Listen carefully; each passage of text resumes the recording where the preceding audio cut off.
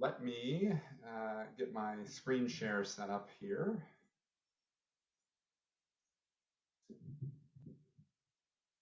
Okay, you should be able to see my slides now. I'm assuming that's ready to go.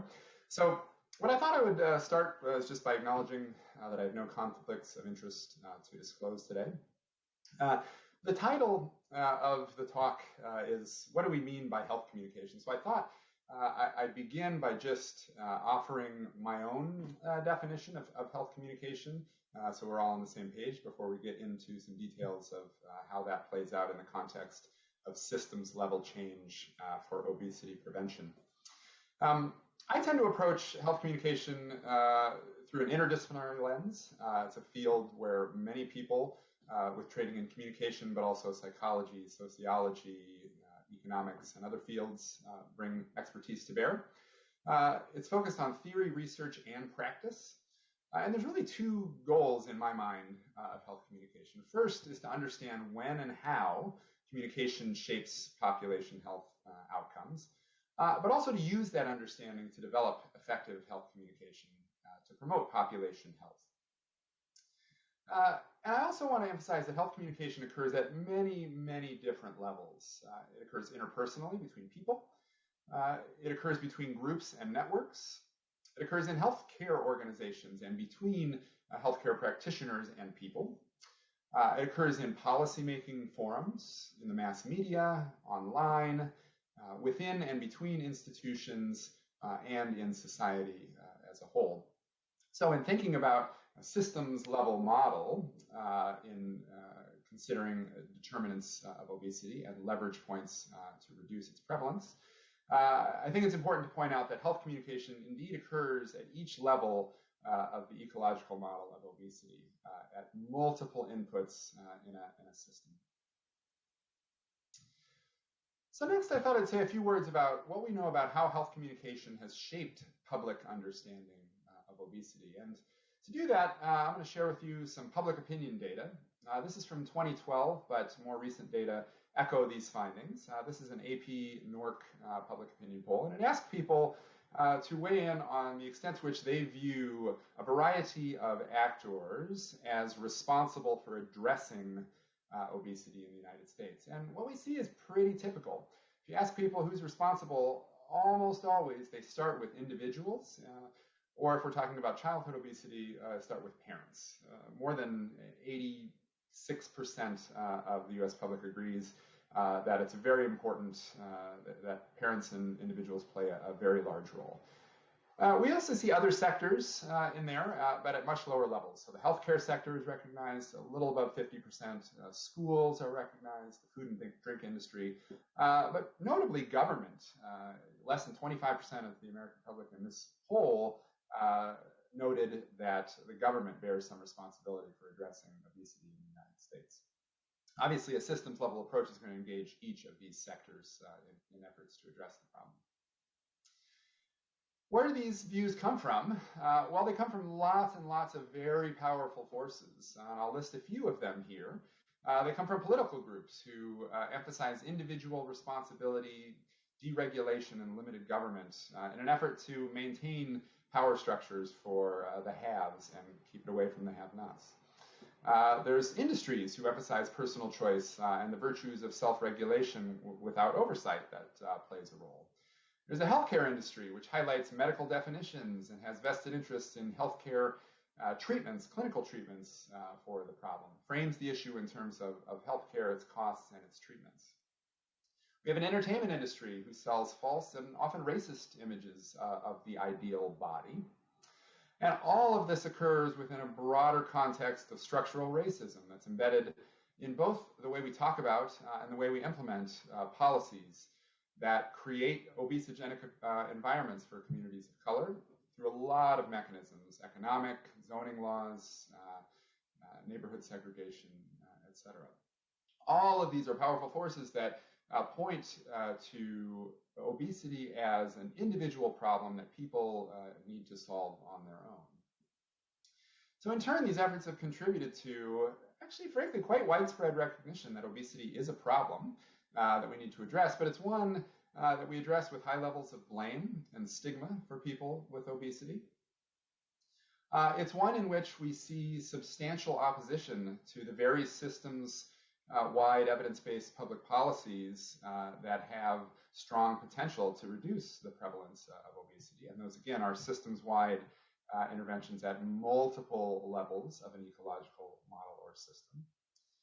We do see widespread belief that individual level interventions, however, are important levers to improve diet and exercise and are often emphasized in our initial approaches to address the problem of obesity. Which leads me to my next point. What do we know about the effects of communication interventions to promote those individual level behaviors like diet and exercise? Well, for one, we know that their effects tend to be small and they tend to be short-lived. It requires massive levels of exposure to messaging to create change at the population level. And even when we get that, we tend to see the effects go away when the campaigns go away. So just to give you an example, here's a study that some colleagues and I published about a decade ago in which we looked at purchases of foods that have high levels of trans fat. This is based on purchasing data in a grocery store chain. And these are all products that have various levels of trans fat. And this is how purchasing patterns changed in the wake of a massive report that got widespread media coverage on the dangers of trans fat in the media. And what we see here is this consistent pattern where we see a pretty significant reduction in purchases of products with high levels of trans fat right after and sort of a week after the publication of this report, this widespread public attention to this issue. And those effects diminished steadily as time moved on, as we moved 2 weeks and 3 weeks after the invent of this, after the publication of this report and the media coverage that followed. We see this over and over again in communication campaigns. They move the needle on behaviors, and when they go away, their effects tend to wane quite quickly. We also know that they tend to widen rather than reduce inequity. And the best case I can give you for this comes from tobacco, where we have invested hundreds of millions of dollars in public education campaigns related to tobacco prevention and cessation. And what we see in the world of tobacco control is in the 60s, rates of smoking were pretty similar by, in this case, education. And those gaps have steadily widened over time. This occurs over and over because populations who face differential burdens that are social, economic, and environmental to behavior change are going to benefit less from the infusion of health promotion messages. That is to say, groups who have more difficulty in implementing those behavioral changes due to economic, social, and structural factors are going to be less likely to benefit from that messaging, and over time, inequity widens rather than decreases. The good news is we do have an emerging evidence base about the effects of communication interventions on systems-level changes to reduce the prevalence of obesity and other policies aimed at structural change for the promotion of population health. I'll make a few points about this in my remaining time. First is that we know that strategic communication can indeed increase public support for evidence-based policies. My own work, this has included successful messaging to increase support for instance, a penny per ounce tax on sugar-sweetened drinks, on community-level strategies to reduce the prevalence of food deserts in the United States, support for restrictions on food and drink marketing to children, all of these in the domain of obesity prevention. We've also seen evidence for strategic communication increasing public support in other health domains. For instance, mandatory distribution of naloxone for first responders to address overdoses of opioids, or clean indoor air laws to reduce exposure to secondhand smoke. Again, there's an evidence base that has accumulated over time about effective strategic communication to promote systems-level thinking and systems-level interventions to address health problems like obesity. Effective strategies, however, have several characteristics I want to emphasize here today. One, they recognize that audiences are not monolithic. If we seek to create healthy environments, whether social, physical, or marketing, to promote health and social equity, we're often focused on promoting evidence-based systems-level policies at various levels of systems, various types of institutions. But to pass these policies is not a simple button that you press, right? There's lots of different elements that go into a strategy.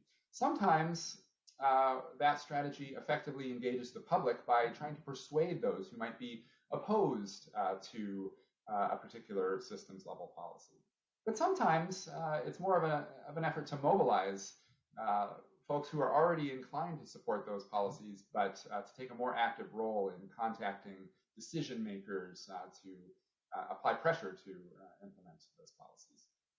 We also have to think about whether the goal is to communicate with the general public to kind of create pressure on institutions to make change, or whether the strategy focuses on decision makers themselves. In the case where we might structure a communication strategy that focuses on the very people who make decisions for institutions, and that may involve attempts to persuade those decision makers about the virtues of policies to reduce the prevalence of obesity, or it may be, again, mobilizing support and action from those who are already inclined. Now, of course, these strategies don't occur in a vacuum from one another. Often, strategies targeting one group spill over to other groups, but effective communication strategies considers who the audiences are and what strategies they're going to use to implement, to promote evidence-based systems-level policies. The second point I'll make is that effective solutions tend to start with the solution rather than the health problem itself. I know from my travels in the world of public health that often the directionality here is that scientists develop evidence that a particular policy or intervention is likely to have impact on health, and therefore develop a communication strategy that focuses on the health impacts of that particular strategy. In my experience, this is often anywhere from ineffective to, at times, counterproductive strategy. And let me just give you an example of a strategy that might start with this approach. Here's a billboard from, I believe, somewhere in California, where the public health message here sort of medicalizes the problem, focuses right on a sort of health-based argument for addressing childhood obesity in this case, but doesn't sort of take into account the fact that it's contending with different kinds of messages in the public information environment, for instance, that are promoting sort of happiness and joy rather than this kind of stern lecture kind of message. I use this as an example to say that effective strategies often start with the policy solution and work backward. And when you do that, you often find that there are different kinds of beliefs and values that come into play. Sometimes beliefs and values about the social impact, not the health impact at all, about a particular systems level policy is one that drives support or opposition to that policy. Sometimes it's beliefs and values about the economic impact of those systems level policies that really matter in differentiating those who support versus those who oppose such policies. Sometimes it's beliefs about the institutions or the policymaking process itself. Is it fair? Is it taking into account views of lots of different kinds of audiences who will be affected by that policy? This is not to say that health impacts play no role. They certainly do at times, but we shouldn't assume that the factors that are driving support or opposition to systems level policies are ultimately the same ones that a public health or medical model would emphasize in its communication. Finally, I want to make the case that different messages, the same message may or may not resonate among different social groups. To make this case, I want to share some results from a recent study. This was a study of parents who all reported having an annual household income of less than $40,000 a year. And we were interested in understanding which arguments, we took a bunch of arguments that have appeared in public discourse surrounding price-related taxes on sugary drinks, And we stratified that population by 3 racial and ethnic groups. Those are parents who identified as white, non-Hispanic, parents who identified as Hispanic or Latinx, and parents who identified as Black. We had about 33% of our sample from each of these racial and ethnic groups. And we asked their perceptions of how strong various arguments would be to them in supporting an increase in a penny per ounce tax on sugary drinks. Well, some of these arguments appealed pretty equally to each racial and ethnic group. So the argument focused on supporting community and parental efforts to improve their children's health. This idea that parents and communities need help tended to resonate across racial and ethnic groups. However, messages focused on, for instance, in this case, the extent to which passing of these policies would enable them to stand up to the sugary drink industry's targeting of Latinx or Hispanic children entertained high levels of support from parents of color, but much lower levels of support from parents who identified as white. However, the sort of targeting argument surrounding low-income families tended to resonate a bit more strongly among white respondents. I raise this not to suggest that these specific arguments per se are likely to be effective strategies in all circumstances, but rather to say that we need to understand perspectives from diverse audiences prior to implementing communication strategies focused on promoting evidence-based health policies to know which kinds of groups are likely to, those messages are likely to resonate among. And this can help us to identify strategies that focus on sort of mobilizing particular groups versus those that seek to move those who might otherwise be opposed to such policies. So I'm going to end there. Thank you very much for your time and attention, and I look forward to the question and answer period.